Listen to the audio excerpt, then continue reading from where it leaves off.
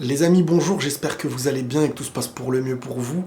Alors aujourd'hui, une petite vidéo vraiment non habituelle sur la chaîne. Je sais pas si cette vidéo ira sur la chaîne Les Pensées de Drilless ou sur les vidéos de Drilless. J'ai vraiment un message à faire passer suite à cette anecdote en fait qui m'est arrivée aujourd'hui, qui m'a vraiment touché, qui m'a vraiment bouleversé.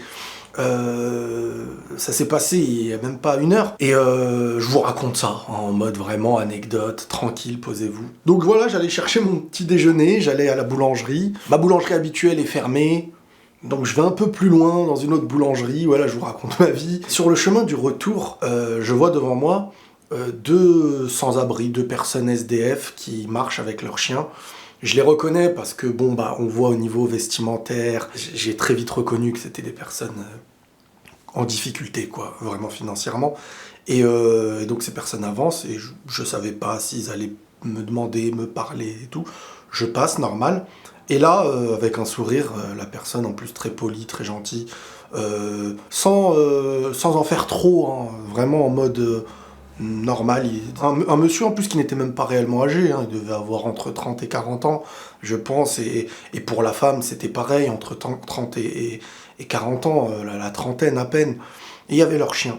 Et donc ils me demandent gentiment si j'ai quelque chose pour leur donner un petit peu, une petite pièce, voilà, comme ils me l'ont demandé. Et bon, bah moi je mets mes mains dans mes poches pour voir si j'ai quelque chose. Je pourrais éviter de dire ce que j'ai donné, mais pour l'histoire et pour bien comprendre, voilà, je vais le dire. Quand on donne, de base, il ne faut pas dire. Je veux dire, on donne de la main droite, la main gauche ne doit même pas être au courant. C'est voilà, c'est entre soi et la personne, entre nous et Dieu, etc. Mais peu importe. Vraiment, si je le fais, c'est parce que j'estime que le message de la vidéo est beaucoup plus important. Et je regarde dans mes poches, et déjà quand j'ai mis mes mains dans mes poches, t'as le jeune homme qui me dit c'est déjà gentil de chercher, c'est déjà gentil de fouiller. Bon, déjà, moi, ça me touche, personnellement. Donc là, je sors discrètement, je vois j'ai un billet de 10, j'avais pas de pièces, et je leur ai donné. Je leur ai donné le billet de 10, et quand je l'ai sorti et je l'ai donné, déjà, j'ai vu le regard de la jeune femme qui m'a regardé comme ça, quoi.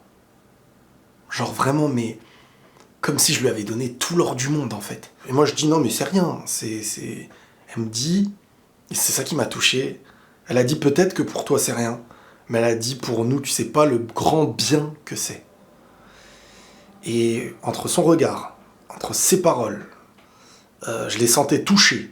Moi j'ai dit c'est rien. Et dans ma tête je me disais mais limite, ces 10 euros ils vont en faire mais 1000 fois un meilleur usage que moi. Et moi ça m'a... C'est comme si quand je les donnais ça m'a régénéré quelque chose en moi. Et juste après elle me dit quoi?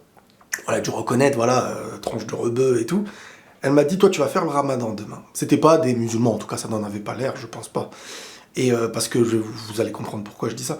Elle m'a dit, toi, tu vas faire le ramadan demain. Et moi, je la regarde avec un sourire, je lui dis, ouais. Elle me dit, ce matin, ou hier, je me rappelle plus, il y avait un jeune comme toi, musulman, mais comment elle a voulu me faire comprendre ça, qu'il s'est très mal comporté avec eux, voire qu'ils allaient même se disputer, etc.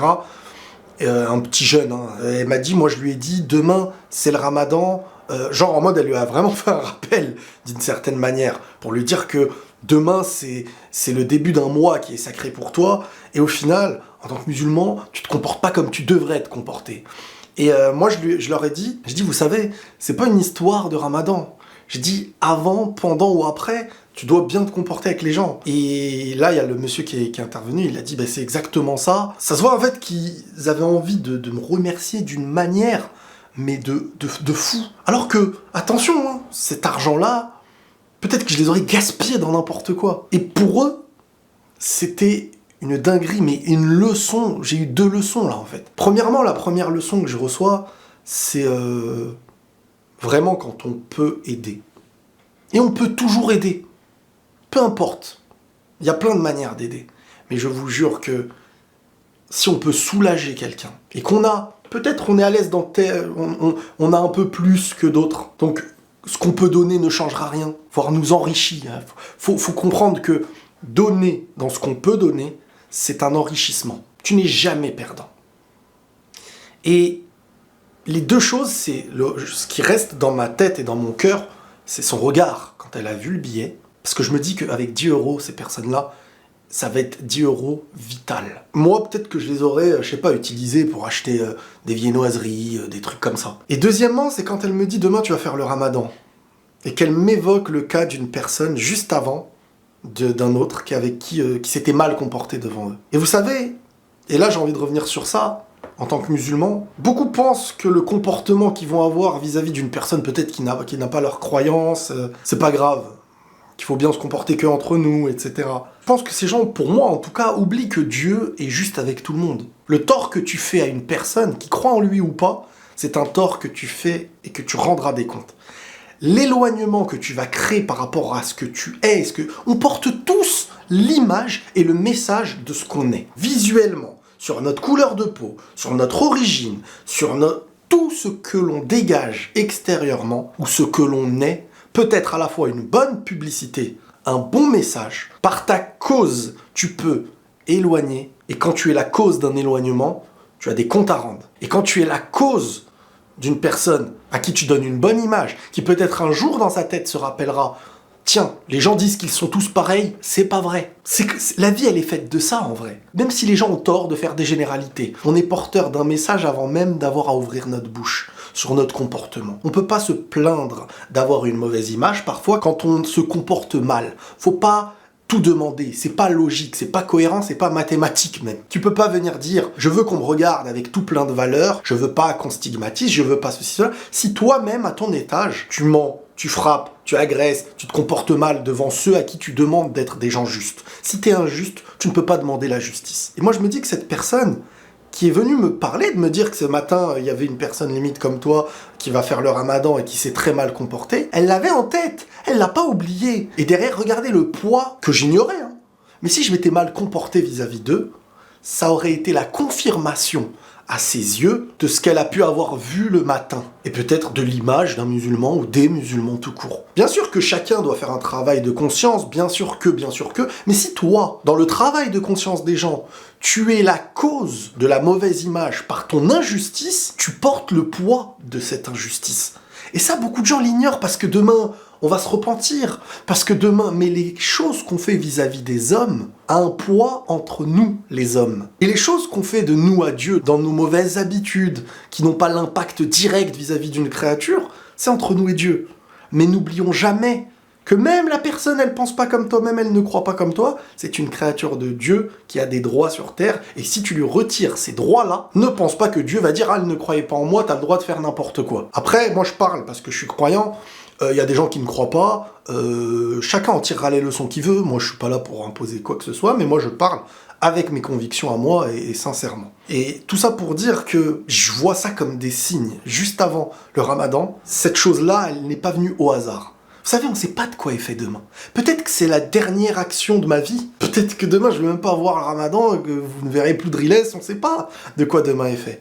Il ne faut jamais sous-estimer le soulagement. Je vous jure que le soulagement, quand elle a pris ce billet dans les mains, et comment elle m'a regardé comme si je lui avais offert le paradis, je me suis dit, mais purée, on est à la ramasse complet.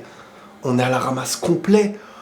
On est anesthésié par tellement de choses de cette vie, on en oublie le vrai sens de ce qu'on peut faire, le poids d'une bonne action qu'on peut faire. Moi, ça m'a mis plus une tarte qu'un plaisir, hein, faut pas croire. Hein. On a une part d'ingratitude en nous qu'on ignore, même si on ne fait pas de mal. Et rien que pour ça, des fois, il faut demander pardon à Dieu, parce qu'on pourrait aider, on pourrait faire beaucoup plus, alors que ça ne changerait rien en négatif dans notre vie, et on oublie. On est en plus aujourd'hui dans une période où en France, c'est la crisouille, quoi. Je veux dire, on voit un petit peu les gens, ça, c'est pas par plaisir qu'ils sont dehors. Hein. On est vraiment dans une période et dans un contexte, des papas, des mamans, si elles sont dehors, s'ils sont dehors, c'est que au-dessus, il y a un abus qui existe depuis toujours. C'est de plus en plus difficile pour les gens.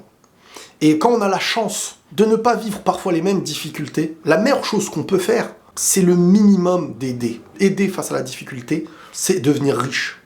C'est devenir riche. La sensation que j'avais en moi en rentrant, face à la réaction de ces personnes-là, c'est comme si je sentais des choses qui se passaient en moi, en fait. Donner, sincèrement, quand il y a un besoin en face, ça fait naître des choses invisibles qu'on ignore. Je vous jure, c'est tellement profond. Si on peut le faire quotidiennement, bah on fera de son passage sur Terre quelque chose qui grandit, quelque chose qui grandit et dans une société où on pousse à l'excès dans tous les domaines, à l'orgueil. Hier, j'avais fait la vidéo là sur le fait que la gentillesse est remise en question comme quelque chose de fade. Enfin, je veux dire aujourd'hui, l'influence que la société, que les séries, que tout ce qu'on a au-dessus de notre tête a de plus en plus, les musiques, le rap et tout, nous pousse à avoir de l'ingratitude face même à des propos que j'évoque là. L'aide envers les gens, qu'est-ce qu'on s'en fout, on cherche la richesse, on cherche ceci, cela.